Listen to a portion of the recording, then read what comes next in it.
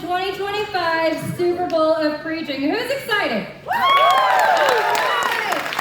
as you guys know, we have Emilee and Crockett facing off against our returning champions with Chris and Ridge. Now, all right, y'all, let's kick off this first quarter. Are y'all excited to be here? Yeah? All right. I gotta know, where are my true Kansas City Chiefs fans? Do we have any in the room today? Kansas City Chiefs fans. Anybody? None? Oh, I see you right here. You're not even proud of your own team? Oh, you're trying to post something. I got you. All right. Okay, do we have any true Philadelphia Eagles fans? We got some. Okay, how many honorary Eagles fans just to cheer against the Chiefs? That's right. That's going to be me and my family tonight. Sorry guys, sorry about that. But I think you got it, Eagles. It's been a great season.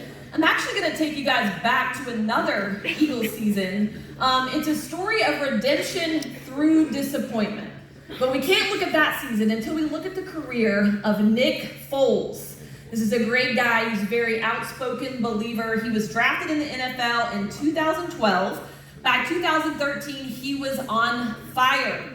But just as quickly as the success came, it went. He was plagued by injuries, inconsistent play. He was traded to the Rams, to the Kansas City Chiefs, and by 2016, he hit rock bottom. He was pretty much an irrelevant player and even considered retiring early from the NFL. But because he's a believer and relies on God, he went to prayer and prayerfully considered that he was going to stay in the NFL, eventually leading him back to the Philadelphia Eagles in 2017. But not as the quarterback, but as the backup to Carson Wentz. Carson Wentz was drafted in 2016. By 2017, he was leading the Eagles in an incredible 11-2 season when disaster struck. He tore his ACL. If you're an Eagles fan, you remember that. You probably felt like your Super Bowl dreams were crushed. But that meant it was Nick Foles' turn to step up to the plate. I cannot even imagine the pressure of stepping into this situation. Your season is 11-2. Your Super Bowl dreams are alive, but no one believes in you. But for Nick, it was never just about football. His identity, it wasn't in whether he won or lost, but it was in Jesus. And because of his faith, he talked about being able to handle that kind of pressure. He ends up leading the Eagles all the way to the Super Bowl, wins the Super Bowl against the Patriots, and is named MVP. A very unlikely hero named MVP. And I love what he said after the game. Failure is a part of life.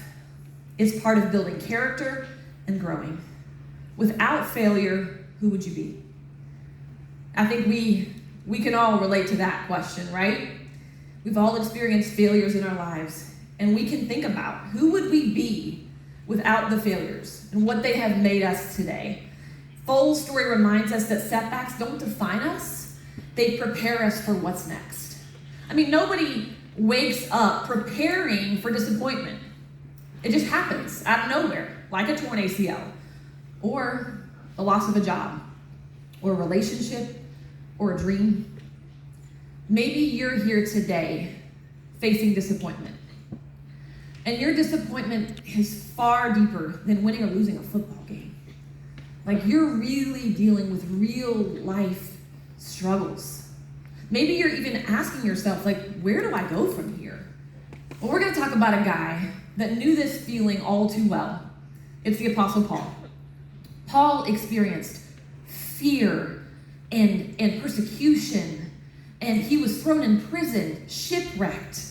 In fact, each one of us, we're going to talk about the book of Philippians, a book that Paul wrote from prison. But instead of focusing on the fact that his freedom was gone, all of the discomfort, he focused on advancing the gospel. I love what he says in Philippians 1:12. Now I want you to know, brothers and sisters, that what has happened to me has actually served to advance the gospel. So when Paul's in prison, not only is he showing the love of Jesus to the people around him, including the Roman guard who was guarding him, but he was writing 4 books of the New Testament. So how do we live like that? How do we shift our perspective? I want to give you 3 quick things disappointment can do for you if you let it.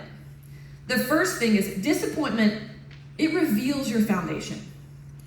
Think about the times that you've experienced disappointment. When life doesn't go as planned, it reveals where your hope really lies. Like, is your identity in your circumstances, in your job, in a relationship, in plans that you have, or is it built on the solid, unshakable foundation of Jesus?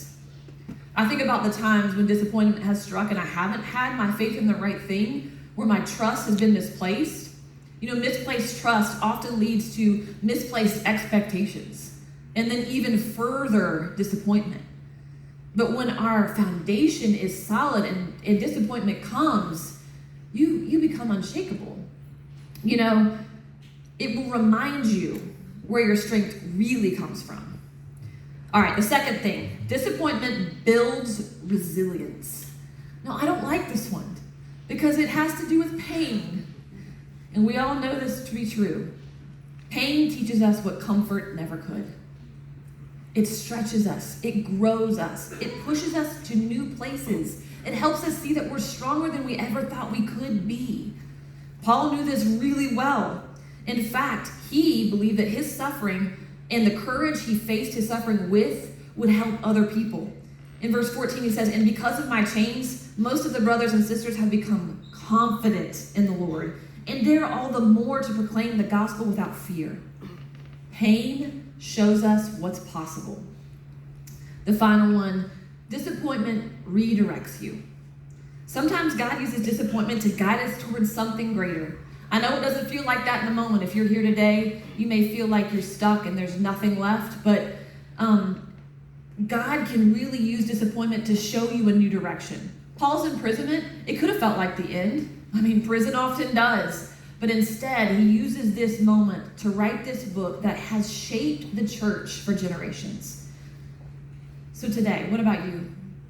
What's the biggest disappointment that you're facing right now? And what is it showing you about where your foundation lies? What are you doing with the pain that you're experiencing? And maybe, just maybe, God is trying to show you a new direction. You may not be able to control what happens to you, but you definitely can control how you respond. Nick Foles, for him, it was never about football, about winning or losing. It was about trusting God in the process. Through all of the disappointment and the failure and the setbacks, he trusted that God had something greater for him. And Paul's chains, they didn't hold him back. They helped the gospel spread faster and further. So today, your disappointment might feel like the end, but in the hands of God, it's the beginning of something greater. Trust him. Ask him to teach you. And remember, when life doesn't go as planned, he is always working. That's my quarter. Let's go. All right. Yeah. That is a touchdown for Emilee. That's my teammate. Okay, so now we are ready for our extra